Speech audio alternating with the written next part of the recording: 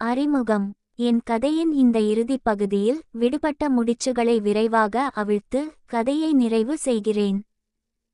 ஒரு கிழவனின் உளறல்கள் காவியத்தின் இந்த இறுதிப் பகுதியை எழுதுவதா வேண்டாமா என்று எனக்குள்ளேயே விவாதித்துக் கொண்டிருந்தேன். அதை நியாயப்படுத்த போதுமான உள்ளடக்கம் இருக்கிறதா என்பதில் எனக்கு இன்னும் உறுதியாக தெரியவில்லை.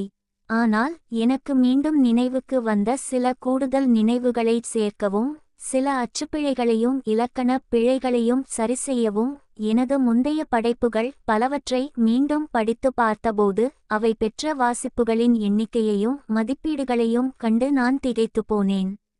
அதுவே விடுபட்ட முடிச்சுகளை விரைவாக அவிழ்த்து இந்த கதையை முடிவுக்கு கொண்டுவர வேண்டும் என்ற எனது முடிவை தூண்டியது. இதில் அதிக பாலியல் உள்ளடக்கம் இல்லை, எழுதுவதற்கு அவ்வளவாக ஒன்றும் இல்லை. எனவே நீங்கள் எச்சரிக்கப்பட்டுள்ளீர்கள். வழக்கம் போல் அது உங்களுக்கு பிடிக்கவில்லை என்றால் நீங்கள் இதை படிக்க வேண்டியதில்லை. பகுதி 13 கதைக்கும் வாழ்க்கைக்கும் ஒரு பின்னிணைப்பு. இந்த பயணத்தை இதுவரை நீங்கள் பின்தொடர்ந்திருந்தால் பகுதி 12 இன் முடிவில் நான் எனது இராணுவ மேம்பட்ட பொறியியல் பயிற்சி படிப்பை முடித்திருந்தேன் என்பது உங்களுக்கு தெரிந்திருக்கும். எனது துணைவியும் வருங்கால மனைவியுமான ஜெயினுக்கு அருகில் இருப்பதற்காக பெர்லினில் கிடைத்த மிகவும் விரும்பப்பட்ட ஒரு பணியிடத்தை நான் நிராகரித்திருந்தேன். நாங்கள் சந்தித்த நேரத்தில் ஜெயின் தனது முதல் கணவரிடமிருந்து பிரிந்து தனியாக வாழ்ந்து வந்ததால் விவாகரத்து நடவடிக்கைகளில் இருந்தார். நாங்கள் சுமார் 9 மாதங்களாக ஒன்றாக இருந்தோம். நான் எனது புதிய பணிப்பிரிவில் நிலை பெற்று வாடகைக்கு ஒரு பொருத்தமான வீட்டை கண்டுபிடித்தவுடன் ஒன்றாக குடியேற திட்டமிட்டிருந்தோம். நாங்கள் ஒரு நிலையைச் சரி செய்யும் வரை தற்காலிகமாக எனது பெற்றோரின் வீட்டில் உள்ள ஒரு காலி அறைக்கு வந்து தங்குவதற்கான அவர்களின் அழைப்பை அவள் ஏற்றுக்கொண்டாள். இது ஒழுக்கக்கேடான ஒரு வீட்டு உரிமையாளரால் வாடகைக்கு விடப்பட்டிருந்த ஒரு அறை கொண்ட மோசமான படுக்கையறை வீட்டிலிருந்து தப்பிக்க அவளுக்கு உதவியது. மேலும் இது நான் தங்கியிருந்த இடத்திற்கு அவளை மிகவும் அருகில் கொண்டு வந்தது, இதனால் எனது பணி அல்லாத நாட்களை அவளுடன் அடிக்கடி செலவிட முடிந்தது. எனது புதிய வேலை ஒரு தளப்பட்டறையில் இருந்தது. அது களத்திலிருந்து திரும்ப பெறப்பட்ட உபகரணங்களை பழுதுபார்த்தல் மற்றும் பராமரித்தல் ஆகியவற்றை உள்ளடக்கியது. ஒரு செயல்பாட்டு பிரிவில் எனது முந்தைய வெளிநாட்டு பணியின் ஒப்பீட்டு பரபரப்பிற்கு இப்பிறகு இந்த வேலை வெளிப்படையாகச் சொல்வதானால் சவாலற்றதாகவும் சலிப்பூட்டுவதாகவும் இருந்தது. அது அடிப்படையில் காலை 9 முதல் மாலை 5 மணி வரையிலான ஒரு தொழிற்சாலை வேலை. இதிலிருந்து தப்பிப்பதற்காகவே நான் இராணுவத்தில் சேர்ந்தேன். இதில் ஒரு சாதகமான அம்சம் என்று ஏதேனும் இருந்தால் அது களப்பணி அல்லது பயிற்சிகள் என்று பெரிதாக எதுவும் இல்லை என்பதுதான். இதனால் பெரும்பாலான வார இறுதி நாட்கள் விடுமுறையாக இருந்தன.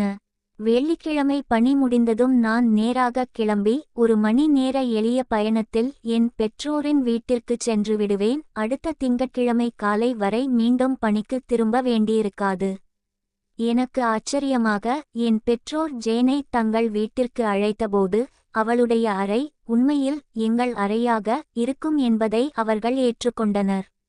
நாங்கள் ஒரே படுக்கையை பகிர்ந்து கொள்வோம், மேலும் வெளிப்படையாகச் சொல்லப்படாத ஆனால் தெரிந்தே அங்கே ஒரு பாலியல் உறவும் இருக்கும். திருமணத்திற்கு முந்தைய பாலியல் உறவை பொறுத்தவரை அவர்கள் முன்பு மிகவும் பழமைவாத கொள்கை உடையவர்களாக இருந்தனர். ஆனால் வயதாக ஆக அவர்கள் மென்மையடைந்துவிட்டனர் என்பது தெளிவாக தெரிந்தது. ஆனாலும் அந்த நேரம் வந்தபோது அது எங்களுக்கு சற்று கலக்கத்தையே ஏற்படுத்தியது. நான் பயிற்சி மையத்தை விட்டு வெளியேறிய அடுத்த வார இறுதியில் என் தந்தை ஜெயினையும் அவளுடைய பொருட்களையும் எடுத்துக்கொண்டு அவளுக்கு ஒரு வீடு வாங்கிக் கொடுத்திருந்தார். அதனால் அவள் ஏற்கெனவே தனது புதிய இடத்தில் குடியேறிவிட்டாள். எந்தவொரு புதிய வேலையை ஏற்றாலும் ஆரம்பத்தில் தவிர்க்க முடியாமல் எல்லாவிதமான கேவலமான கடமைகளும் காவலர், வார இறுதி நேர பணி, பணிப்பொறுப்பு அதிகாரி போன்றவை உங்கள் மீது சுமத்தப்படும். அதனால் அவளை சந்திக்க எனக்கு முதல் வார இறுதி விடுமுறை கிடைப்பதற்கு பல வாரங்கள் ஆனது. அதிசயமாக அதற்குள் ஜெயினும் நடந்து செல்லும் தூரத்தில் மிகவும் உள்ளூர் நிறுவனத்தில் ஒரு புதிய வேலையை கண்டுபிடித்திருந்தாள். அவள் வேலையை முடித்துவிட்டு வந்தபோது நான் அவர்களின் வாசலில் அவளைச் சந்தித்ததில் அவள் பெருமகிழ்ச்சி அடைந்தாள். அவள் என்னை கண்டதும் என் கைகளில் பாய்ந்து என் மீது தன்னை வீசினாள். என்னை ஆவேசமாக முத்தமிட்டு தன் உடலை என் உடலுடன் இறுக்கினாள். அவளுடைய புதிய சக ஊழியர்கள் ஜெயின் நாள் முழுவதும் அதற்காக ஏங்கிக் கொண்டிருந்தாள் என்று கூறி எங்களை பார்த்து ஆபாசமான கருத்துக்களை கத்துவதில் சிறிதும் தாமதிக்கவில்லை. ஆனால் அவர்கள் சொல்வது தவறல்ல. ஜெயினும் வெளிப்படையாகவே என்னைப் போலவே காம உணர்ச்சியுடனும் காமத்துடனும் இருந்தாள். அதை எந்தவித சந்தேகத்திற்கும் இடமின்றி எனக்கு தெரியப்படுத்தினாள். ஆனாலும் நாங்கள் எங்கள் ஆர்வத்தை கட்டுப்படுத்த வேண்டியிருந்தது. இங்கிருந்து நாங்கள் தங்கியிருந்த தற்காலிக இடத்திற்கு திரும்பிச் செல்லவிருந்தோம். அங்கே என் அண்ணனும் தம்பியும் வீட்டில்தான் இருப்பார்கள். வாரக்கணக்கில் பிரிந்திருந்ததால் எங்கள் பசி இன்னும் அதிகமாகியிருந்தது. எங்கள் இருவருக்குமே பசியை தணிக்க வேண்டும் என்ற தாகம் அதிகமாக இருந்தபோதிலும் நாங்கள் இன்னும் சிறிது காலம் காத்திருக்க வேண்டியிருந்தது. அன்றைய மீதிப் பொழுதை சாதாரண அன்றாட வழக்கத்தில் கழிப்பது ஒரு நரக வேதனையாக இருந்தது. நலம் விசாரிக்கும் அரட்டைகள், என் அம்மா தயாரித்து பரிமாறும் வீட்டிற்கு நல்வரவு உணவு, இரவு உணவிற்கு பிறகு என் அப்பா வற்புறுத்தி கொடுத்த பானங்கள், வெள்ளிக்கிழமை மாலை தொலைக்காட்சி தொடர் மாறத்தான். ஆனாலும் இறுதியில் ஒரு பரபரப்பான நாளுக்குப் பிறகு நானும் ஜெயினும் இன்றைய நாளை முடித்துக் கொள்வது நியாயமானது என்று நாங்கள் அனைவரும் பாசாங்கு செய்யக்கூடிய ஒரு நேரத்திற்கு கடிகார முட்கள் நகர்ந்தன. அதே சமயம் நாங்கள் படுக்கைக்குச் சென்றவுடன் என்ன நடக்கும் என்பது எங்கள் அனைவருக்கும் துல்லியமாக தெரியும்.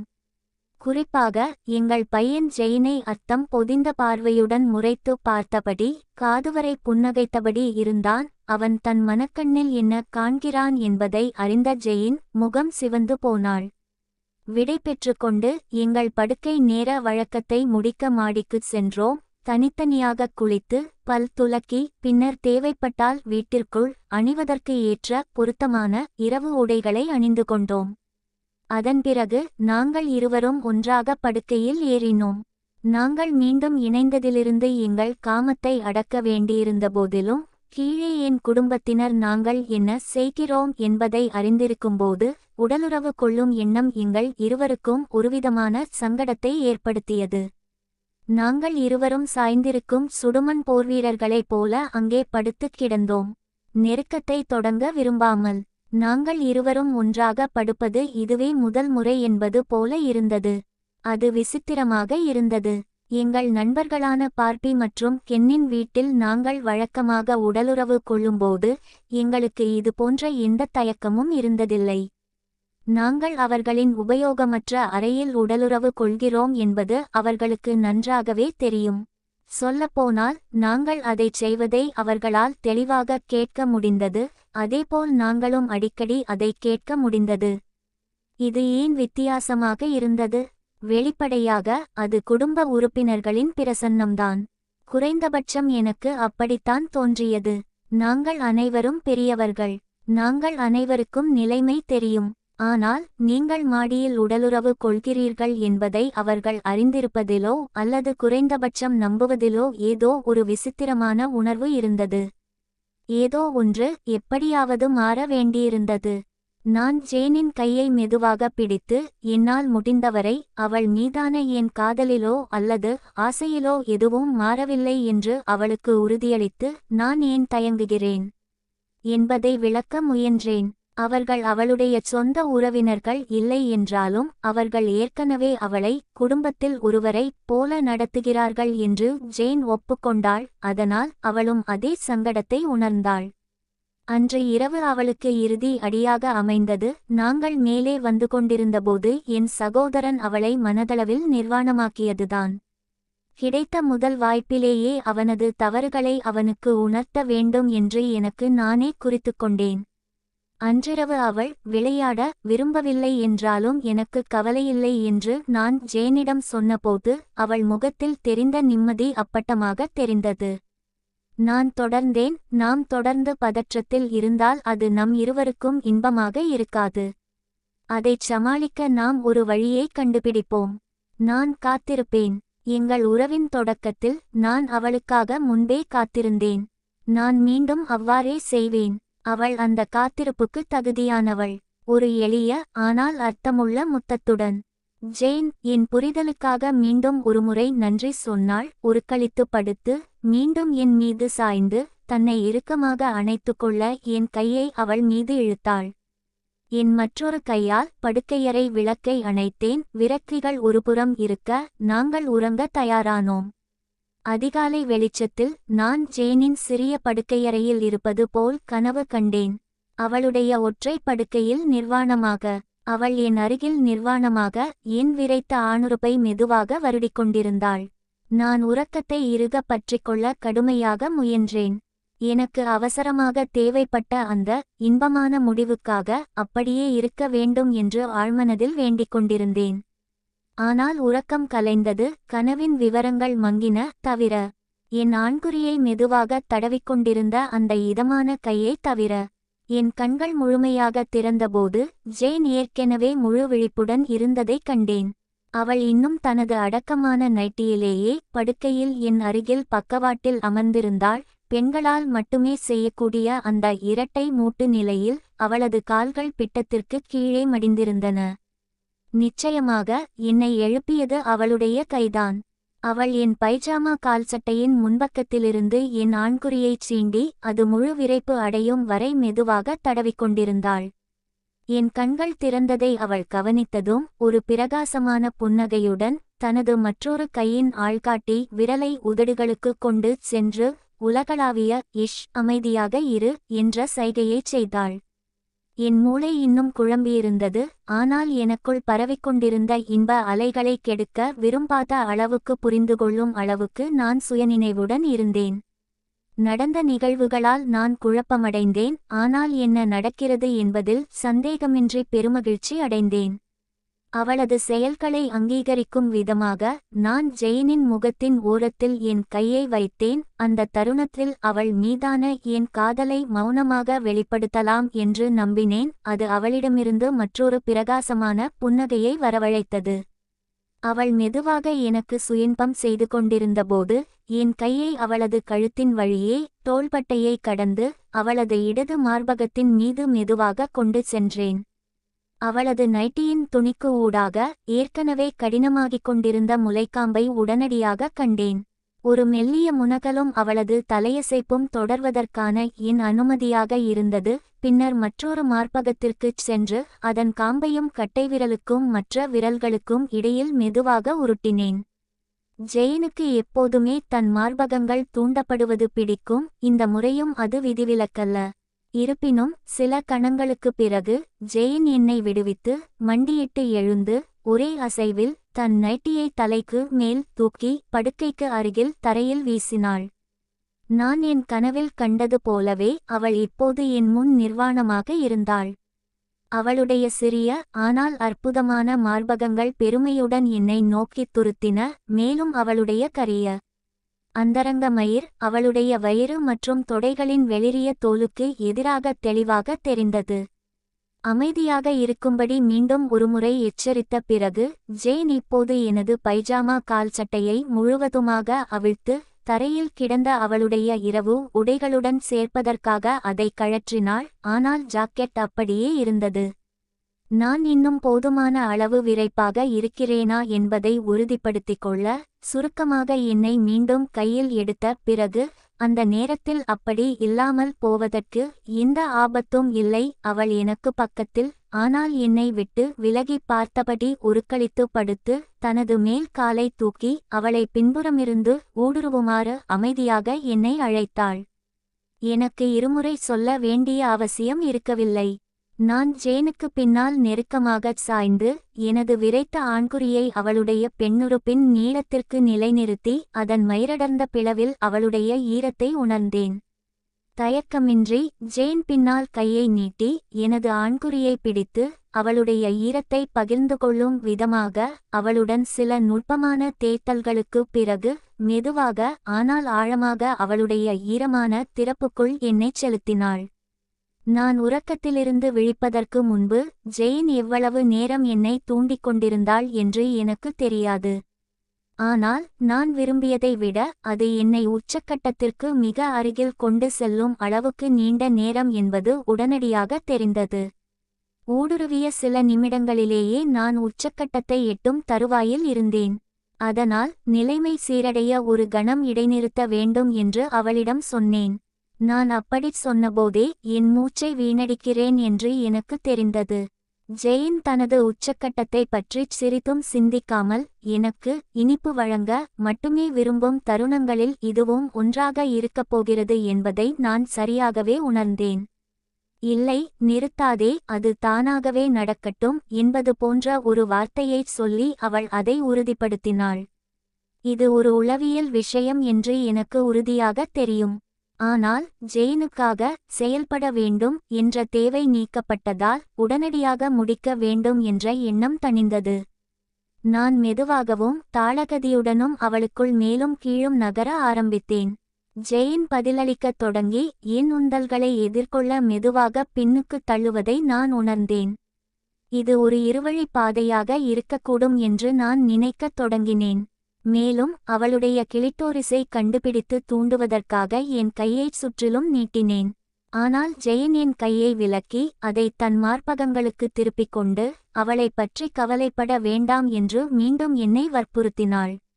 நான் ஏமாற்றமடைந்தேன். ஆனால் அவளுடன் வாதிடுவது பயனற்றது என்று எனக்குத் தெரியும். அவள் கொடுக்க விரும்பும்போது எந்த வாதமும் எடுபடாது. தவிர்க்க முடியாததை ஏற்றுக்கொண்டு நான் படிப்படியாக என் வேகத்தை ஆழப்படுத்தி அதிகரித்தேன். ஜெயினும் அதற்கு ஈடுகொடுத்து, விடு, அதை என் உள்ளே உணர விடு, எனக்காக விந்து வெளியேற்று, தயவு செய்து என்று ஊக்கமளிக்கும் வார்த்தைகளை என் காதில் கிசுகிசுத்தாள். சரி, யார்தான் அதற்கு இணங்காமல் இருக்க முடியும்? நான் இன்னும் மௌன விரதத்தில் இருக்கிறேன் என்பதை உணர்ந்து நான் அவளை விடுவித்தேன். நாங்கள் இருவரும் சேர்ந்து என்னை மீள முடியாத ஒரு நிலைக்கு கொண்டு சென்றோம். நான் ஜெயினின் விருப்பமுள்ள உடலுக்குள் ஆழமாகவும் தாராளமாகவும் விந்து பாய்ச்சினேன். அவள் உச்சக்கட்டத்தை அடையவில்லை, ஆனால் அதை பற்றி கவலைப்படவில்லை. அதற்காகவும் ஒவ்வொரு முறையும் அவள் அந்த வழியில் எனக்கு பரிசளிக்கும் விதத்திற்காகவும் நான் அவளை நேசித்தேன். நாங்கள் நெருக்கமாக அணைத்தபடி இன்னும் இணைந்திருந்தாலும் நான் தளர்ந்து கொண்டிருக்க படுத்திருந்தபோது என் இதயத் துடிப்பும் என் பேச்சு திறனும் படிப்படியாக இயல்பு நிலைக்கு திரும்பின. நான் வெளிப்படையான கேள்வியை கேட்டேன். நாம் இப்போது செய்ததைச் செய்வதற்கு அவள் வசதியாக உணரும் வகையில் நாம் தூங்கச் சென்றதிலிருந்து என்ன மாற்றம் ஏற்பட்டது? அவளுடைய விளக்கம் எனக்கு முற்றிலும் அர்த்தமுள்ளதாக இருந்தது. அவள் சொன்னாள், நேற்று இரவு நாம் படுக்கைக்கு வந்தபோது நாம் உடலுறவு கொள்ளப் போகிறோம் என்று எல்லோரும் நினைத்திருப்பார்கள். நாம் ஓ இல்லை அம்மா அப்பா, எதுவும் நடக்கவில்லை என்று சொன்னாலும் யாரும் நம்மை நம்ப மாட்டார்கள். எனவே அவர்கள் எப்படியும் அப்படித்தான் நினைக்கப் போகிறார்கள் என்றால் நாம் அதை உண்மையாக்கி உடலுறவு கொண்டு அதை அனுபவிக்கலாம். என் பார்வையில் இது ஒரு கச்சிதமான தர்க்கம். கடைசியாக நாங்கள் காலை உணவுக்குச் சென்றபோது மீதமிருந்த கொஞ்ச நஞ்ச தயக்கமும் முற்றிலுமாக ஆவியாகிவிட்டது. குடும்பத்தின் மற்றவர்கள் ஏற்கெனவே எழுந்து தங்கள் நாளை தொடங்கிக் கொண்டிருந்தார்கள். இரவில் எங்கள் சொந்த அறையின் தனிமையில் நாங்கள் என்ன செய்தோம், என்ன செய்யவில்லை என்பதில் அவர்களுக்குச் சிறிதும் அக்கறை இருக்கவில்லை. அந்த தருணத்திலிருந்து வரவிருந்த பல மாதங்களுக்கு நாங்கள் விரும்பிய நேரத்திலும் முறையிலும் எங்கள் வாழ்க்கையையும் காதலையும் காம களியாட்டத்தையும் தொடர்ந்தோம். ஓ, நாங்கள் நிச்சயமாக மிகவும் கவனமாக இருந்தோம். எங்கள் அந்தரங்கத்தை மற்றவர்களின் முகத்தில் நாங்கள் தேய்க்கவில்லை. எங்களால் முடிந்த நேரத்திலும் முறையிலும் அதை அனுபவித்து மகிழ்ந்தோம். சில மணிநேரங்களுக்கு அந்த இடம் எங்களுக்கே சொந்தமாக இருக்கும் நேரங்களும் உண்டு. அப்போது நாங்கள் கட்டுப்பாடின்றி தீவிரமாகவும் சத்தமாகவும் அதில் ஈடுபடுவோம். ஆனால் தேவைப்படும் இடங்களில் மெதுவாகவும் அமைதியாகவும் இருப்பதிலும் நாங்கள் அதே அளவு மகிழ்ச்சியாக இருப்போம். அப்படித்தான் இருக்க வேண்டும். சூழ்நிலைகள் ஒரு வசதியான மற்றும் செயல்படக்கூடிய வழக்கமாக மாறியிருந்தபோதிலும் எனது பணித்தளத்தில் எங்களுக்கு சொந்தமாக ஒரு இடம் தேவை என்பதில் நான் உறுதியாக இருந்தேன். ஒவ்வொரு வாரமும் எங்களுக்கு பொருத்தமான வாடகை இடத்தை தேடி உள்ளூர் செய்தித்தாள்களையும் அறிவிப்பு பலகைகளையும் ஆராய்ந்தேன். நான் சில இடங்களை பார்த்தேன், ஆனால் எங்கள் பட்ஜெட்டிற்குள் இருந்தவை அடிப்படையில் குடிசைகளாக இருந்தன. அவற்றில் ஜெயினை வாழ வைப்பதை நான் கனவிலும் நினைத்து பார்க்க மாட்டேன். ஆனால் எதிர்பாராத விதமாக நிகழ்வுகள் மேலும் தேட வேண்டிய தேவையை இல்லாமல் செய்தன. எங்கள் அனைவருக்கும் பெரும் ஆச்சரியமளிக்கும் வகையில் ஜெயினின் விவாகரத்து எதிர்பார்த்ததை விட மிக விரைவாக முடிவுக்கு வந்தது. விவாகரத்து மனுவில் நியாயமற்ற நடத்தை, ஜெயினுக்கு எதிரான அவரது வன்முறை என்று குறிப்பிடப்பட்டிருந்த போதிலும் அவளுடைய முன்னாள் கணவர் அந்த நடவடிக்கைகளை எதிர்க்கவில்லை. எனவே நீண்ட நீதிமன்ற நடவடிக்கைகளுக்கு தேவை ஏற்படவில்லை. அவள் மீண்டும் ஒரு சுதந்திரமானவளாக ஆனாள். தற்செயலாக அந்த நேரத்தில் திருமணமானவர்கள் மத்தியில் அந்த பகுதியில் வழக்கத்திற்கு மாறாக அதிக எண்ணிக்கையில் காலி திருமணமானவர்களின் வீடுகள் இருப்பதாக பேசிக்கொண்டிருந்ததை நான் ஒட்டு கேட்டேன். ஹோம், என் மனதில் ஒரு முக்கியமான திட்டம் உருவாகத் தொடங்கியது. நான் கேள்விப்பட்ட வதந்திகளை பற்றி தளத்தின் வீட்டுவசதி அதிகாரியிடம் பேசினேன். ஆம், அவர் உறுதிப்படுத்தினார். அந்த நேரத்தில் காத்திருப்போர் பட்டியல் ஏதுமின்றி உண்மையில் பல வீடுகள் காலியாக இருந்தன. புதுமண தம்பதிகளுக்கு கூட உடனடியாக குடியிருப்பு ஒதுக்கப்படும் என்பது கிட்டத்தட்ட உறுதியாக இருந்தது. இது விரைவில் மாற வாய்ப்பில்லை. பாதுகாப்பு அமைச்சகம் அதன் வழக்கமான செலவு குறைப்பு காலங்களில் ஒன்றில் இருந்தது, மேலும் அத்தியாவசியமான இடமாற்றங்களை தவிர மற்ற அனைத்தும் முடக்கப்பட்டிருந்தன. என் திட்டம் வேரூன்றி துளிர்க்கத் தொடங்கியது. ஆனால் அதில் காதல் சைகைகள் எதுவும் இல்லை.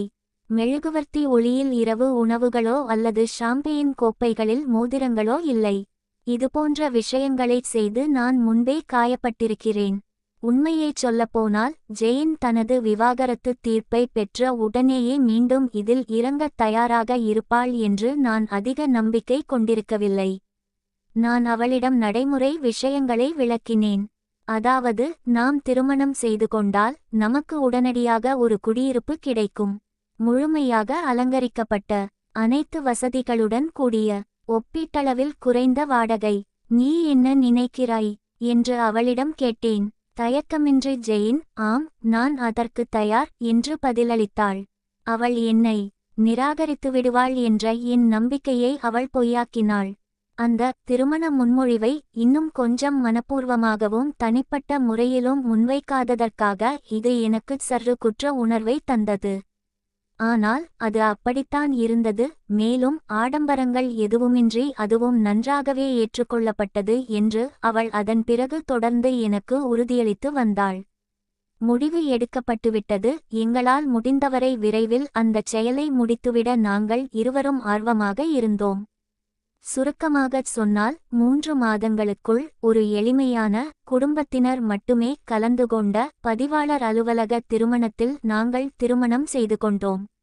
இங்கிலாந்தில் ஒரு குறுகிய தேனிலவுக்குப் பிறகு எனக்கு எங்கள் முதல் திருமண இல்லம் ஒதுக்கப்பட்டது. நாங்கள் அதில் குடியேறினோம். அது அடிவார எஸ்டேட்டில் அமைந்திருந்த 2 படுக்கையறைகள் கொண்ட ஒரு அழகான, ஒருபுறம் மட்டும் ஒட்டிய வீடு.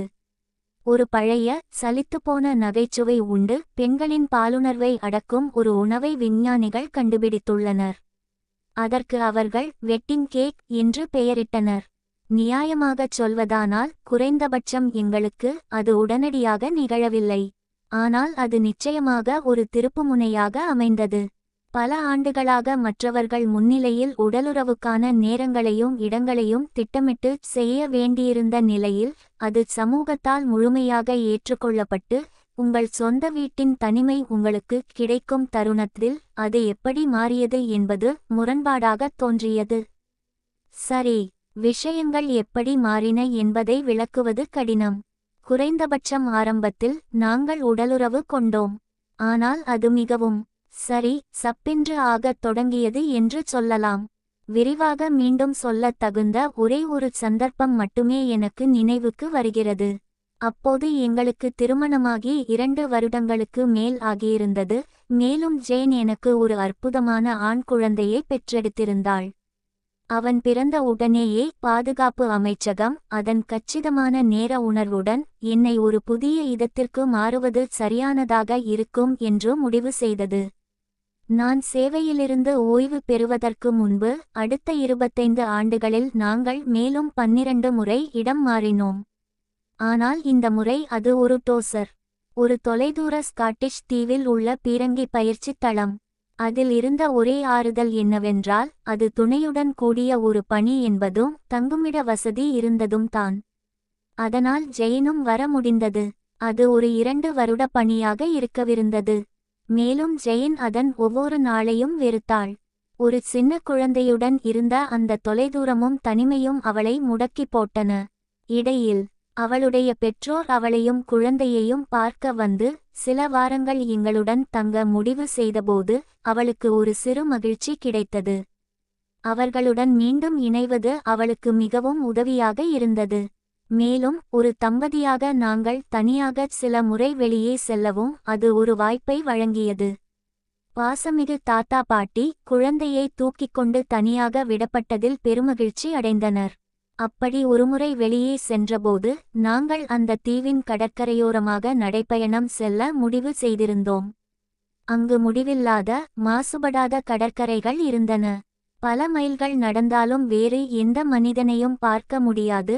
ஆனாலும் வனவிலங்குகள் அற்புதமாக இருக்கும். வழக்கத்திற்கு மாறாக வானிலை இதமாகவும் வறண்டதாகவும் இருந்தது. எங்கும் நிறைந்திருக்கும் அட்லாண்டிக் காற்று கூட அன்று ஓய்வெடுத்திருந்தது. நாங்கள் மணல் நிறைந்த கடற்கரையில் நடந்து கொண்டிருந்தபோது கடந்த சில மாதங்களாக இல்லாத அளவுக்கு ஜெயின் மிகவும் நிம்மதியாகவும் நட்பாகவும் இருப்பதை என்னால் உணர முடிந்தது. ஆனால் அடுத்து நடந்தது அவளது இயல்புக்கு முற்றிலும் மாறானதாகவும் எதிர்பாராததாகவும் இருந்தது. நாங்கள் நடக்க திட்டமிட்டிருந்த இறுதி இடத்தில் கடற்கரைக்கு சற்று தொலைவில் இருந்த ஒரு பாறை முகட்டில் வெயில் காய்ந்தும் தங்களைச் சீர்படுத்திக் கொண்டும் இருந்த ஒரு கடல் சிங்கக் கூட்டத்தை பார்ப்பதற்காக நாங்கள் கைகோர்த்து நின்றோம். எந்தவித முன்னறிவிப்பும் இன்றி என் இடுப்பு பகுதியில் ஏதோ உரசியதை உணர்ந்தேன். என்ன நடக்கிறது என்று பார்க்க கீழே பார்த்தபோது அது உண்மையில் ஜெயினின் மற்றொரு கைதான் என்பதை அறிந்தேன். அவள் என் கால்சட்டையின் முன்பகுதியை தடவுவதற்காக கையை நீட்டியிருந்தாள். அவளை பார்க்க திரும்பியபோது நீண்ட நாட்களாக நான் காணாத ஒரு காம புன்னகையை அவள் முகத்தில் கண்டேன். நான் அவளை குழப்பத்துடன் பார்த்தேன். பதிலுக்கு அவள் புன்னகைத்தாள். எனக்கு காம உணர்வு அதிகமாக இருக்கிறது. ஆஹா, இது எதிர்பாராத விதமாக நடந்தது. நான் சற்றும் எதிர்பார்க்காத ஒன்று. ஆனால் நாங்கள் திரும்பி வரும்போது அவளுடைய பெற்றோர் வீட்டில் இருப்பார்கள் என்றும் அவள் விளையாட விரும்பினால் குழந்தை தூங்கி நாங்கள் அனைவரும் உறங்கச் செல்லும் வரை, அதாவது இன்னும் தாமதமாக காத்திருக்க வேண்டும் என்றும் அவளுக்கு நினைவூட்டினேன். ஏன் காத்திருக்க வேண்டும் என்றாள் ஜேன். நாம் இப்போது தனியாக இருக்கிறோம். பல மைல்களுக்கு நம்மை காண யாருமில்லை. நான் காத்திருந்தால் எனக்கு மீண்டும் அந்த ஆசை போய்விடும். ஒருவேளை அது திரும்ப வராமலும் போகலாம். அவள் இதைச் சொல்லிக் கொண்டிருந்தபோதே அவளுடைய கை என் கால் சட்டையின் ஜிப்பை திறந்து என் ஆணுறுப்பை கண்டுபிடிக்க உள்ளே துழாவியது. என் மூளையின் ஒரு பாதி, நீ யார், ஜேனை என்ன செய்தாய், அவளை திரும்ப கொண்டு வா என்று சொல்லிக் கொண்டிருக்க, மறுபாதி வாயை மூடிக்கொண்டு உன் இஷ்டப்படி செய் என்று வாதிட்டது. அவள் என்னை இறுக்கமாக அணைத்து என் வாயில் உணர்ச்சி பெருக்குடன் முத்தமிட்டு, தயவு செய்து எனக்கு இது இப்போது மிகவும் வேண்டும் என்று உருமியபோது அந்த முடிவு எடுக்கப்பட்டது. இது ஜெயினின் இயல்புக்கு முற்றிலும் மாறானது. ஆனால் இவ்வளவு காலமாக அடக்கி வைக்கப்பட்டிருந்த அந்த ஆசையை அவளுடைய கண்களில் என்னால் காண முடிந்தது. மேலும் என்னால் அதை எதிர்க்க முடியாது என்றும் எனக்கு தெரியும். உண்மையில் நான் அதை விரும்பவும் இல்லை. ஜெயினின் கையை பிடித்துக்கொண்டு என் பேண்டின் முன் திறப்பிலிருந்து விரைத்து கொண்டிருந்த என் ஆண்குறி இன்னும் வெளியே நீட்டிக்கொண்டிருக்க, நான் அவளை கடற்கரையின் பின்புறம் இருந்த மணல் குன்றுகளை நோக்கி அழைத்துச் சென்றேன். உண்மையில் அதற்கு தேவையும் இல்லை. ஜெயின் சொன்னது சரிதான். பார்க்கப்படுவதற்கான வாய்ப்புகள் மிக குறைவு. நாங்கள் அந்த திறந்த மணல் பரப்பிலேயே அதைச் செய்திருக்கலாம். ஆனால் எனக்குள் இருந்த கூச்ச சுபாவத்திற்கு குறைந்தபட்சம் தனிமை இருப்பது போன்ற ஒரு மாயையாவது தேவைப்பட்டது. எனவே நாங்கள் புதர்புட்கள் வழியாக ஏறி மணல் குன்றுகளின் நிலப்பரப்பு பக்கத்தில் ஒரு பாதுகாப்பான பள்ளத்தை கண்டுபிடித்தோம். அங்கே நாங்கள் அமர்வதற்காக நான் அணிந்திருந்த மெல்லிய ஜாக்கெட்டை விரித்தேன். இப்போது நாங்கள் சொல்லப்போனால் சரியான நிலையில் இருந்தோம். தயக்கம் மீண்டும் தலை காட்டியது. நாங்கள் சில நிமிடங்கள் ஒருவரையொருவர் பார்த்தபடி அமர்ந்திருந்தோம். ஜெயின் தான் மீண்டும் தயக்கத்தை உடைத்தாள். கீழே பார்த்தபோது என் ஆண்குறி இன்னும் முழுமையாக வெளியே தெரிவதை அவள் உணர்ந்து அதன் அபத்தத்தை நினைத்துச் சிரித்தாள். அவள் குனிந்து மீண்டும் என் முகத்தை முத்தமிடவும் நக்கவும் ஆரம்பித்தாள். அதே நேரத்தில் பாதி விரைத்திருந்த என் ஆணுறுப்பை மீண்டும் இறுக்கமாக பிடித்து அதன் நீளத்தில் மெதுவாக மேலும் கீழும் சீண்டினாள். இதனால் என் விரைப்பு மேலும் வலுப்பெற்றது. சில நிமிடங்கள் கழித்து நான் ஜெயினுக்கு பிடிக்காத அளவுக்கு மிகவும் அடக்கமாக இருந்தேன் என்பது தெளிவாக தெரிந்தது. ஒரு பெருமூச்சுடன் அவள் என் ஆணுறுப்பை விடுவித்து தன் மேலாடையின் பொத்தான்களை கழற்றி மார்பகக் கச்சையை மேலே தள்ளி தன் முலைகளை வெளிப்படுத்தினாள். அவற்றின் விரைத்த நுனிகள் கவனத்தை கெஞ்சுவது போல வெளியே நீட்டிக்கொண்டிருந்தன. அவள் தன் ஜீன்ஸின் பொத்தான்களையும் கழற்றி ஜிப்பையும் இறக்கினாள். தனக்கும் கவனம் தேவை என்பதை தெளிவாக உணர்த்தினாள். அதை இன்னும் தெளிவாக்க அவள் என் தலையை கீழே இழுத்து என் வாயை அவளுடைய இடது முலைக்காம்புக்கு வழிநடத்தினாள். என் கையை அவளுடைய உள்ளாடையின் இடுப்பு பட்டைக்குள் நுழைத்தாள். இயல்பாகவே நான் அதற்கு கீழ்ப்படிந்தேன். உடலுறவு என்பது ஞாயிற்றுக்கிழமை காலையில் படுக்கையில் எந்த ஆடம்பரமும் இல்லாத ஒரு இயந்திரத்தனமான செயல்முறை என்பதைத் தவிர வேறொன்றாக இருந்து வெகுநாட்கள் ஆகியிருந்தன. ஆனால் தசை நினைவாற்றல் விரைவில் செயல்படத் தொடங்கியது. மேலும் திருமணத்திற்கு முந்தைய மறைவான எங்கு தப்பிக்க முடியுமோ அங்கெல்லாம் செய்யும் உத்திகள் மீண்டும் வெளிப்பட்டன. நான் ஜேனின் கால்சட்டைக்குள் அவளது அடர்ந்த அந்தரங்க முடிகளின் வழியே மேலும் துழாவியபோது அவளது ஈரமான மற்றும் விருப்பமுள்ள பிளவைக் கண்டேன். மேலும் அவளது வெளி இதழ்களுக்கு இடையில் என் விரல்களை இயக்கத் தொடங்கினேன். அவளது ஜீன்ஸ் எனக்காக திறந்திருந்தாலும் அணுகல் குறைவாகவே இருந்தது. எனவே அவளது முழங்கால்களுக்கு கீழே இன்னும் கீழே அவற்றை இயக்குவதற்காக நான் சிறிது நேரம் தொடர்பை துண்டித்தேன். ஜேன் அதை ஒரு படி மேலே கொண்டு சென்றாள். தனது காலணிகளை கழற்றி எறிந்துவிட்டு தனது கால்களால் அந்த ஆடைகளை முழுவதுமாக அகற்றினாள். இப்போது ஆடைகளின் தடையின்றி என்னால் ஜேனின் தொடைகளை பிரிக்க முடிந்தது. அது அவளது பெண்குறிக்கு முழுமையான தடையற்ற அணுகலை எனக்கு அளித்தது. அவள் அங்கே மிகவும் ஈரமாக இருந்ததைக் கண்டு நான் பெரிதாக ஆச்சரியப்படவில்லை.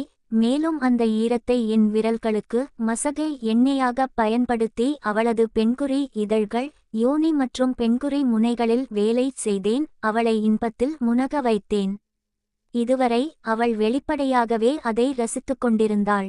சில நிமிடங்கள் இப்படி கையால் தூண்டிய பிறகு நான் என் அதிர்ஷ்டத்தை இன்னும் கொஞ்சம் சோதிக்க முடிவு செய்தேன். இவ்வளவு நீண்ட காலமாக ஜேன் என்னை அவளுக்கு ஓரல் செக்ஸ் செய்ய அனுமதித்ததில்லை. அதைச் செய்வது எனக்கு மிகவும் பிடித்திருந்தது. மேலும் அந்த நேரத்தில் அவள் மிகவும் வெளிப்படையாக இருந்ததால் அந்தச் சூழ்நிலையை பயன்படுத்திக் கொண்டு அதை முயற்சி செய்ய முடிவு செய்தேன். என் வாய் சிறிது நேரமாக அவளுடைய மார்பகங்களில் ஒட்டிக்கொண்டிருந்தது. அது அவளுக்கு எப்போதுமே பிடித்திருந்தது. நான் என்ன செய்கிறேன் என்பது வெளிப்படையாக தெரியாதபடி மெதுவாக முத்தமிட்டும் நக்கியும் சென்றவாறே அவள் உடல் முழுவதும் கீழ்நோக்கி நகர ஆரம்பித்தேன். அவளுடைய அந்தரங்க பகுதியை நான் அடைந்தபோது அந்த பகுதியில் என் இருப்பை அறிவிக்கும் விதமாக அவளுடைய முரட்டுச் சுருள்களை மெதுவாக இழுத்தேன். எந்த எதிர்ப்பும் இல்லை. உண்மையில் நான் அப்படி சீண்டியபோது ஜேன் இன்பத்தில் சிறு கீச்சொலிகளை எழுப்பத் தொடங்கினாள். எல்லாவற்றையும் பணயம் வைத்து நான் என் நிலையை மாற்றிக்கொண்டேன். என் வயிற்றின் மீது படுத்து என் தலையை அவளுடைய விரிந்த தொடைகளுக்கு இடையில் வைத்து என் வாயை அதன் இலக்கை நோக்கி, அதாவது அவளுடைய தாடி போன்ற அந்தரங்க பகுதியை நோக்கி நேராக கொண்டு சென்றேன். என் கட்டைவிரல்களால் அவளது சுருள் முடிகளையும் வெளி இதழ்களையும் விலக்கி அவளது பிளவின் நீளம் முழுவதும் கீழிருந்து மேலாக நக்கினேன். இறுதியாக என் நாக்கின் தட்டையான பகுதியை அவளது மறைக்கப்பட்ட கிளிட்டோரிஸின் மீது அழுத்தமாக பதித்தேன். அதுவரை இருந்த எந்த சந்தேகமும் அந்த தொடுதலில் உடனடியாக மறைந்து போனது. ஜேன் என் தலையை தன் இரு கைகளாலும் பிடித்து என்னை அவளது அந்தரங்க பகுதிகளில் அழுத்தமாக பதித்தாள். நான் இருக்க விரும்பிய இடத்தில்தான் இருந்தேன். ஒரு பெண்ணுக்கு வாய்வழி புணர்ச்சி செய்வது எனக்கு மிகவும் பிடித்திருந்தது. மேலும் ஓ ஆமாம், சரியாக அங்கே, ஓ தயவுசெய்து என்று அவள் கெஞ்சியதைக் கொண்டு பார்த்தால் ஜேனும் நான் அங்கேதான் இருக்க வேண்டும் என்று விரும்பினாள். நான் நீண்ட நாட்களாக பயிற்சி செய்யவில்லை. ஆனால் மீண்டும் ஒருமுறை தசை நினைவாற்றல் செயல்படத் தொடங்கியது. அவளுடைய கிளிட்டோரிஸ் மற்றும் லேபியாவை நக்கி கடித்து உறிஞ்சி ஊதி, மேலும் என் நாக்கை அவளுடைய யோனி திறப்புக்குள் என்னால் முடிந்தவரை ஆழமாகச் செலுத்தியதால் விரைவில் ஜேன் எனக்கு கீழே நெளிந்தாள். நான் அவளுடைய கிளிட்டோரிஸில் உதடுகளைச் சினுங்க ஊதத் தொடங்கியபோது அவளுடைய உச்சக்கட்டம் முறிந்தது. இது சில ஆண்டுகளுக்கு முன்பு நான் கற்றுக்கொண்ட ஒரு தந்திரம். வாய்ப்பு கிடைக்கும்போதெல்லாம் இது விரும்பிய பலனை அளிப்பதாக தோன்றியது. அவளுடைய இடுப்பு தரையிலிருந்து உயர்ந்தது. அவளுடைய புண்டை என் உதடுகளில் இறுக்கமாக அழுத்தப்பட்டது. மேலும் அவள் தனது இன்ப விடுதலையில் 20 முதல் 30 வரை வினாடிகள் கட்டுப்பாடின்றி நடுங்கியபோது அவளுடைய பெண் விந்துவை என் முகத்தில் பீச்சியடித்தாள். ஜேன் களைத்துப்போய் அவளுடைய நெளியும் பிட்டம் அவளுக்கு கீழே உருவாக்கிய மணல் பள்ளத்தில் மீண்டும் சரிந்தாள். அவளுடைய உடல் தளர்ந்தது. ஆனால் அவள் உடனடியாக என் தலையை விடுவிக்கவில்லை. அதனால் நான் அவளை மெதுவாக நக்கிக்கொண்டே இருந்தேன். அவளுடைய உச்சக்கட்டத்தால் வீங்கி இன்னும் துடித்துக்கொண்டிருந்த அவளுடைய கிளிட்டோரிஸில் அதிக நேரடி அழுத்தத்தை பிரயோகிக்காமல் கவனமாக இருந்தேன். எனக்கு ஆச்சரியமாக அவளுடைய உச்சக்கட்டத்தால் அவளுடைய கிளர்ச்சி குறையவில்லை. உண்மையில் அது மீண்டும் உயரத் தொடங்கியது. இன்னும் சில நிமிடங்கள் வாய்வழி தூண்டலுக்குப் பிறகு ஜெயின் என் தலையை விடுவித்து என்னை மேல்நோக்கி இழுத்தாள். அதனால் சிறிது நேரத்திற்கு முன்பு அவள் கைவிட்டிருந்த என் ஆண்குறியை மீண்டும் தடவத் தொடங்கினாள். இருப்பினும் அந்தச் சூழ்நிலையின் தீவிரம் என்னை இரும்பு போல விறைப்பாக வைத்திருந்தது. நான் அவளுக்கு போதுமான அளவு விறைப்பாகிவிட்டேன் என்று அவள் முடிவு செய்து என் கால்சட்டையையும் உள்ளாடையையும் அவிழ்த்து கழற்றினாள். காலணிகள் இன்னும் காலில் இருந்ததால் முதலில் அது எளிதாக இல்லை. ஆனால் விரைவில் சரியாகிவிட்டது. நாங்கள் இருவரும் இப்போது இடுப்புக்கு கீழே நிர்வாணமாக இருந்தோம். இது ஒரே ஒரு விஷயத்தைத்தான் சொன்னது. அந்த மணல் குன்றுகளில் நான் அவளை புணர வேண்டும் என்று அவள் விரும்பினாள். என் காலணிகளை கழற்றுவதற்காக நான் எழுந்தபோது நாங்கள் இன்னும் அங்கே தனியாக இருக்கிறோமா என்பதை உறுதிப்படுத்த கடற்கரையில் ஒரு விரைவான பார்வை பார்த்தேன். நாங்கள் தனியாகத்தான் இருந்தோம். நான் மீண்டும் ஜெயினின் கால்களுக்கு இடையில் மண்டியிட்டேன். தாமதமின்றி அவள் என்னை அவளை நோக்கி இழுத்தாள். அதனால் என் ஆண்குறி அவளுடைய திறப்பில் பொருந்தியது. அவள் முன்பிருந்தே ஈரமாக தயாராக இருந்தாள். நான் அதிக முயற்சியின்றி முழுமையாக உள்ளே நுழைந்தேன். வழக்கம் போலவே அவளுடைய யோனிக்குள் என் விரைகள் ஆழமாகச் செல்வதற்கு பழகிக்கொள்ள நான் ஒரு சிறு இடைவெளி எடுத்துக்கொள்ள வேண்டியிருந்தது. ஆனால் விரைவிலேயே விந்து வெளியேறிவிடுமோ என்ற பயமின்றி உந்தத் தொடங்கும் அளவுக்கு எனக்கு நம்பிக்கை வந்தது. நான் மெதுவாக என் வேகத்தை அதிகரித்தபோது ஜேன் என்னை எதிர்கொள்ள எழுந்தாள். எனக்கு பின்னால் அவள் கால்களை குறுக்காக போட்டிருந்ததால் ஒவ்வொரு கீழ்நோக்கிய அசைவிலும் அவள் என்னை அவளுக்குள் பலமாக இழுத்தாள். அதிசயமாக இவ்வளவு காலம் குறைந்த அளவு விந்துவை உட்கொண்டிருந்தும் இது சாத்தியம் என்று நான் நினைத்ததை விட மிக நீண்ட நேரம் என்னால் தாக்குப்பிடிக்க முடிந்தது. ஆனால் தவிர்க்க முடியாத முடிவு எட்டப்பட்டது. நான் விந்து வெளியேற்றப் போகிறேன் என்று ஜேனை எச்சரித்தேன். அவள் ஆம் ஆம், நானும் உங்களுடன் இருக்கிறேன் என்று பதிலளித்தபோது நான் பெருமகிழ்ச்சி அடைந்தேன். நான் விந்துவை வெளியேற்றியபோது அவள் உடல் இறுகுவதை உணர்ந்தேன். என் விந்து அவளுக்குள் பீரிட்டு பாய்வதை உணர்ந்த அவள் இன்பத்தில் முனகுவதை கேட்டேன். நான் விந்து வெளியேற்றிய பிறகும் அவளுடைய இன்பத்தை நீட்டிக்க முயற்சிப்பதற்காக என்னால் முடிந்தவரை தொடர்ந்து செய்தேன். அது எங்கள் இருவருக்கும் பலனளித்தது. விரைவிலேயே எனக்கு கீழே ஒரு சிறிய ஆனால் உறுதியான நடுக்கத்தை நான் உணர்ந்தேன். நாங்கள் முடித்ததும் சற்று முன்பு நடந்ததை எண்ணி வியந்து யுகங்கள் போலத் தோன்றிய நேரம் வரை நாங்கள் நெருக்கமாகவே இருந்தோம். நாங்கள் இருவரும் இன்னும் அங்கே திறந்த வெளியில் ஆடையின்றி படுத்திருக்கிறோம் என்பதை விரைவில் உணர்ந்தோம். அப்படி அங்கே பிடிபடுவதற்கான வாய்ப்பு கிட்டத்தட்ட 0 இருந்தாலும் அது எங்கள் இருவருக்கும் மிகவும் குறும்புத்தனமாக இருந்தது. மேலும் நாங்கள் சிறிது நேரம் அதை பற்றிச் சிரித்து கேலி செய்து கொண்டோம். இருப்பினும் எல்லா நல்ல விஷயங்களைப் போலவே இதுவும் முடிவுக்கு வர வேண்டியிருந்தது. நாங்கள் ஆடை அணிந்து யதார்த்தத்திற்கு திரும்ப வேண்டியிருந்தது. நாங்கள் வீட்டிற்குச் சென்றதும் எப்படி முகத்தில் எந்த உணர்ச்சியையும் காட்டாமல் இருப்பது என்று நான் யோசித்தேன். மேலும் ஜெயினின் பெற்றோர் நாங்கள் எங்கள் நடைப்பயணத்தை மகிழ்ச்சியாகக் கழித்தோமா என்று கேட்டார்கள். உண்மையான முடிவுரை, சரி, இதோ அதுதான். வாக்குறுதியளித்தபடி எனக்கு நினைவில் இருக்கும் வரையில் எனது பாலியல் பயணத்தின் சிறப்பம்சங்களை நீங்கள் பார்த்திருக்கிறீர்கள். என் கணக்குப்படி 5 முழுமையான பாலியல் கூட்டாளிகள், அதோடு ஒரு சில விளையாட்டுத் தோழர்கள். சூப்பர் ஸ்டட் அந்தஸ்துக்கான போட்டியாளர் இல்லை, ஆனால் எனக்கு கிடைத்த வாய்ப்பும் நான் விளையாடிய விதமும் அதுதான். ஜெயினும் நானும் திருமணம் செய்து கொண்டபோது ஒரு நீண்ட மற்றும் நிறைவான நெருக்கமான உறவுக்கான எதிர்பார்ப்பு இருந்தது. குறைந்தபட்சம் அதுதான் என் எதிர்பார்ப்பாக இருந்தது. ஆனால் ஆரம்பத்திலேயே நிலைமை மோசமடையத் தொடங்கியது. பல ஆண்டுகளாக அதற்குக் காரணம் என்ன என்பதைக் கண்டறிய நான் மீண்டும் மீண்டும் முயற்சித்தேன். நான் மீண்டும் மீண்டும் என் இராணுவ பணிக்கே வருகிறேன். இப்போது திரும்பி பார்க்கும்போது நான் இன்னும் முன்னதாகவே வேலையை விட்டுவிட்டு சாதாரண வாழ்க்கைக்கு மாறியிருக்க வேண்டும். ஆனால் அது எங்கள் உறவுக்கு ஏற்படுத்திய பாதிப்பை அது இருந்தபடியே உணர்ந்து கொள்ள முடியாத அளவுக்கு நான் சுயநலமாக இருந்தேன். ஒரு இராணுவ வீரரின் மனைவியாக இருப்பது கடினமாக இருக்கலாம். சில பெண்கள் அதை மிக எளிதாக ஏற்றுக்கொள்கிறார்கள். மற்றவர்களுக்கு அது மிகவும் கடினமாக, ஏன் சாத்தியமற்றதாக கூட இருக்கிறது. ஜேன் பிந்தைய பிரிவில் சேர்ந்தாள்.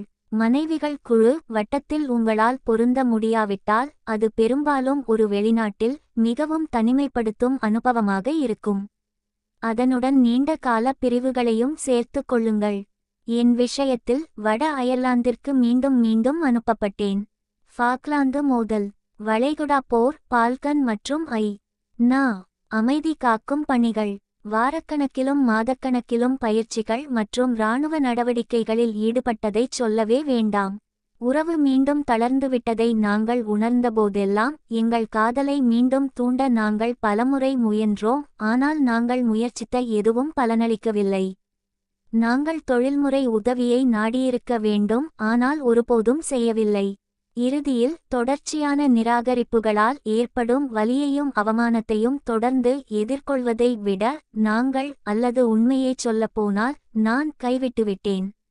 மேலும் வெளிப்படையாகச் சொல்வதென்றால் நான் அளவுக்கு அதிகமாகவும் அடிக்கடி குடிக்கவும் ஆரம்பித்தேன். அது என்னை ஒரு கவர்ச்சிகரமான பாலியல் துணையாக மாற்றவில்லை. சொல்லப்போனால் நான் இப்போது 15 வருடங்களாக குடிப்பழக்கமின்றி இருக்கிறேன்.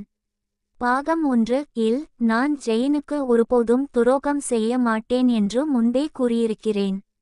அந்த உறுதிமொழி உடலுறவு இல்லாத திருமணம் என்றாலும் சரி, இல்லாவிட்டாலும் சரி, உண்மையாகவே இருக்கும். அதற்காக நான் அவளை இன்னும் அதிகமாக நேசிக்கிறேன். எப்படியிருந்தாலும் இப்போது இதெல்லாம் வெறும் தத்துவார்த்த விஷயம்தான். எனது தொகுப்பின் சுருக்கம் இறக்கும் தருவாயில் உள்ள ஒரு மனிதன் பிறப்பு முதல் கல்லறை வரையிலான தனது பாலியல் பயணத்தை திரும்பி பார்க்கிறான் என்று கூறுகிறது. ஜூன் 2024 இல் திடீரென்று அறிகுறிகள் தோன்றும் வரை எந்த அறிகுறிகளும் இருக்கவில்லை. 4ஆம் நிலை மெட்டாஸ்டேடிக் கல்லீரல் புற்றுநோய். அநேகமாக எனது மதுப்பழக்கத்தால் இது தீவிரமடைந்திருக்கலாம்.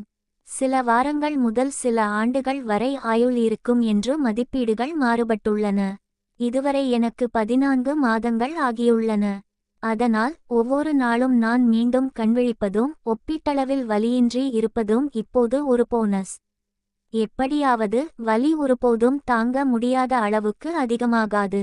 அந்த விஷயத்தில் என்னை நம்புங்கள். நான் அனுதாபத்தை தேடவில்லை, வெற்று ஆறுதல் வார்த்தைகளையும் விரும்பவில்லை.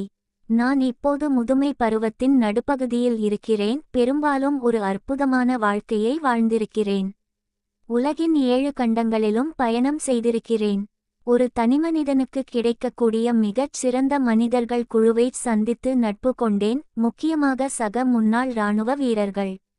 நேரம் வரும்போது நான் இப்போது தயாராக இருக்கிறேன். எனது ஒரே வருத்தம் என்னவென்றால், முன்னாள் TFMD-யான ஜெயினிடமிருந்து அவளும் என்னுடன் சேரத் தயாராகும் வரை இந்த இறுதிப் பணியின் போது நான் மீண்டும் பிரிய வேண்டியிருக்கும் என்பதுதான். நீங்கள் என் கதையை முழுமையாகவோ அல்லது அதன் சில பகுதிகளையோ படித்திருந்தால் உங்களுக்கு நன்றி. நான் பார்த்த பார்வைகளின் எண்ணிக்கை இவை அனைத்தையும் பயனுள்ளதாக்குகிறது. ஒரு பகுதிக்கு நீங்கள் நேர்மறையாக மதிப்பிட்டிருந்தால் நான் மிகவும் நன்றியுள்ளவனாக இருக்கிறேன், மேலும் நீங்கள் அதை ரசித்ததில் மிகவும் மகிழ்ச்சியடைகிறேன். எதிர்மறையான கருத்துக்களை தெரிவித்தவர்களுக்கு உங்கள் நேரத்தை வீணடித்ததற்காக வருந்துகிறேன். நான் இப்போது முடித்துவிட்டேன், ஆனால் நீங்கள் நீண்ட காலம் வாழ்க. நிறைவாக வாழுங்கள். உங்களை நேசிப்பவர்களை உணர்வுபூர்வமாகவும் உடல்ரீதியாகவும் நேசியுங்கள். வாழ்க்கை என்பது மற்றவர்களுடன் பகிர்ந்து கொள்ள வேண்டிய ஒரு பரிசாக இருக்க வேண்டும். அதை வீணாக்காதீர்கள்.